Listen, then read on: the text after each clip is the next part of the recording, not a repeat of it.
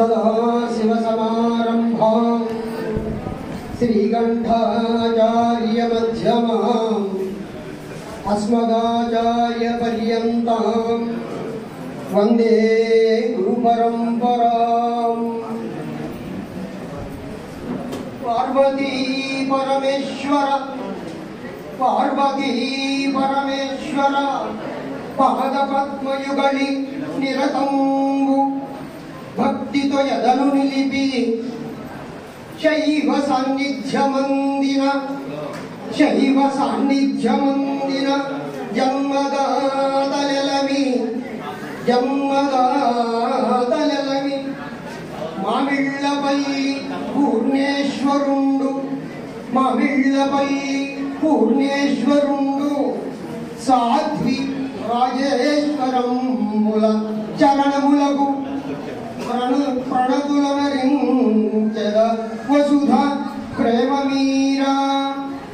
నా ఈ జన్మకు కారణభూతులైనటువంటి అస్మత్ పితృదేవులు తల్లిదండ్రులైనటువంటి రాజేశ్వరమ్మ పూర్ణేశ్వర దీక్షితులకు నమస్కారాలు సమర్పించుకుంటూ, ఎందుకంటే ఒక వ్యక్తి యొక్క అభ్యున్నతి అనేటువంటిది మనకి జన్మ లేకపోతే అది జరగదు. కనుక ఎప్పుడు కూడా తల్లిదండ్రులను మరిచిపోకూడదు, వారిని ఎప్పుడు కూడా స్మరించుకుంటూ ఉండాలి. ఇక్కడకు విచ్చేసినటువంటి వాళ్ళు ఆదిశైవ దురంధరులు, సామాన్యులు కాదు, మాన్యులు. వేదికను అలంకరించినటువంటి పెద్దలు, అసామాన్య పండితులు, వేదిక ముందు ఉన్నటువంటి వారు మాన్యులు, కళాత్మక రంగంలో ఉన్నవారు, ఆధ్యాత్మిక రంగంలో ఉన్నవారు, రాజకీయ రంగంలో ఉన్నవారు, అనేక రంగాల్లో మన ఆదిశైవ ప్రముఖులందరూ కూడా విరాజిల్లుతూ ఉన్నారు. అటువంటి వారందరికీ కూడా నా హృదయపూర్వక నమస్కారాలు తెలియజేస్తూ ఉన్నాను. వేదిక మీద అలంకరించినటువంటి పెద్దలు, అందులో అధ్యక్ష స్థానాన్ని వహించినటువంటి నాగలింగం హరిహర్ పంత గారు మరి చిరకాల మిత్రులు. మన ఆదిశైవ సంఘములో 5 కంటే 6 ఎంఏలు చేసిన వాళ్ళు ఎవరు లేరేమో. నాకైతే ఎక్కడ కనపట్లా, నేను చూశాను. మన నాగలింగం హరిహర పంత శర్మ గారు దగ్గర 6 ఎంఏలు చేశారు. 6 ఎంఏలు. నేను 2 ఎంఏలే చేశాను, వారు 6 ఎంఏలు చేశారు. నాకంటే వయసులో చిన్నవారే. కాబట్టి మన ఆదిశైవ సంఘంలో అంతటి విద్యావంతులు, విద్యతో పాటు ఏముండాలి? వినయం ఉండాలి. విద్యా వినయేన శోభతే. విద్యతో వినయం ఉన్నప్పుడే అది శోభిస్తుంది. అది వీరి పట్ల సలక్షణంగా ఉన్నటువంటి జనాలు తెలుసు. అంటే వారితో ఉన్నటువంటి పరిచయం వల్ల మీకు కూడా తెలిసే ఉంటుంది. ఎంత విద్య ఉందో అంత వినయం ఉంది. విద్య ఉండగానే మనం ఏమీ లేని ఆకు ఎగిరేని పడుతున్నట్టు ఉంటుంది. అన్నీ ఉన్న ఇస్తే అణిగిమణిగి ఉంటుందని సామెత.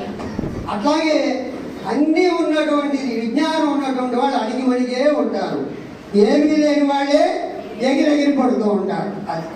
కనుక అలాంటి మహిమోన్నతులైనటువంటి వేదికను అలంకరించిన పెద్దలు, వేదిక ముందు ఉన్నటువంటి వారందరికీ తోటి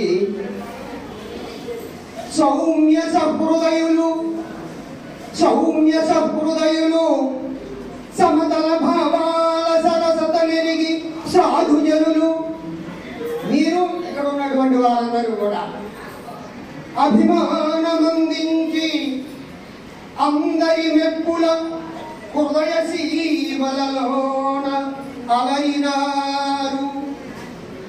చిరు దరహాసము చిందించు మోమున కమనీయ కనుల వీక్షణయుతులును సకల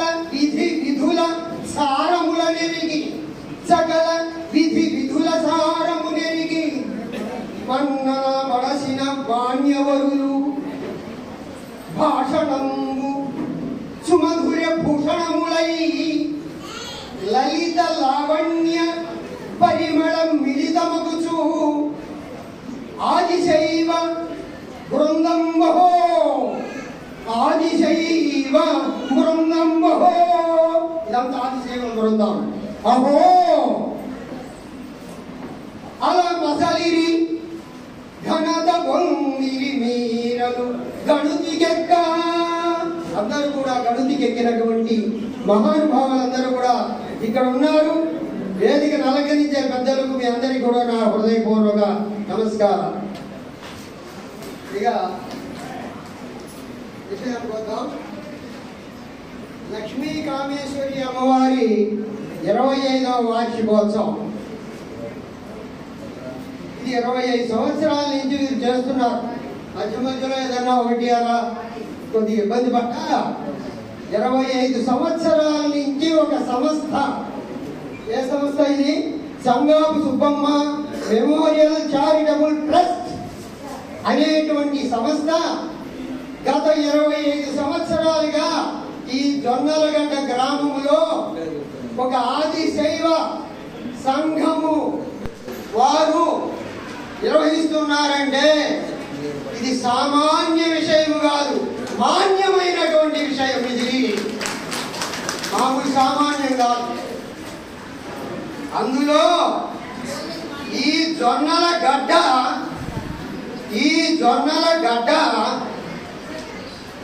ఆదిశైవుల ఆధ్యాత్మిక గడ్డ. ఆదిశైవుల ఆధ్యాత్మిక గడ్డ ఈ జొన్నల గడ్డ.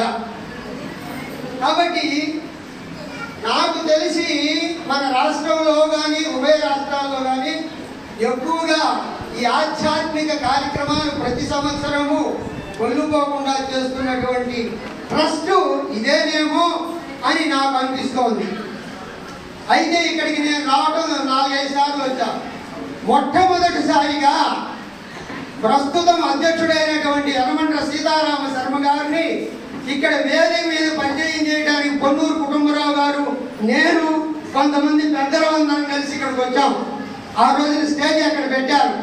అప్పుడు ఈ యనమండ్ర సీతారామ శర్మ గారిని అధ్యక్ష పదవికి మనం నామినేట్ చేస్తున్నామని కుటుంబరావు గారు వారిని వారి మద్దతుగా ప్రకటించినప్పుడు అప్పుడు వచ్చానండి మీ గడ్డకి.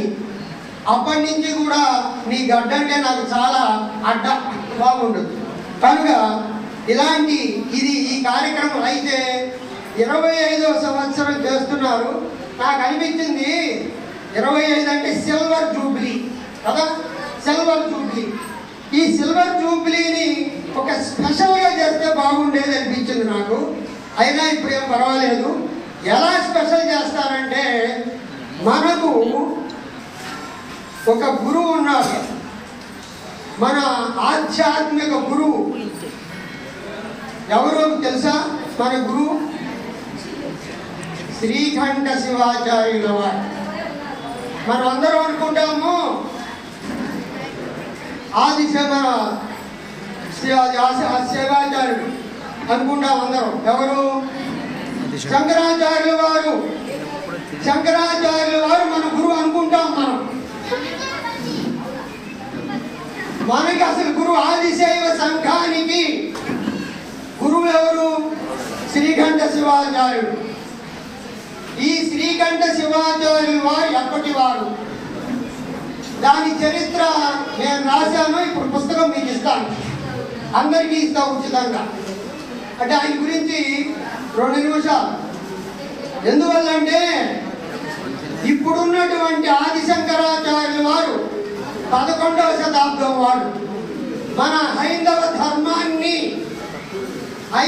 ధర్మాన్ని బాగా వ్యాప్తిలోకి తీసుకెళ్లేటువంటి వారు ముగ్గురు త్రిమతాచార్యులు.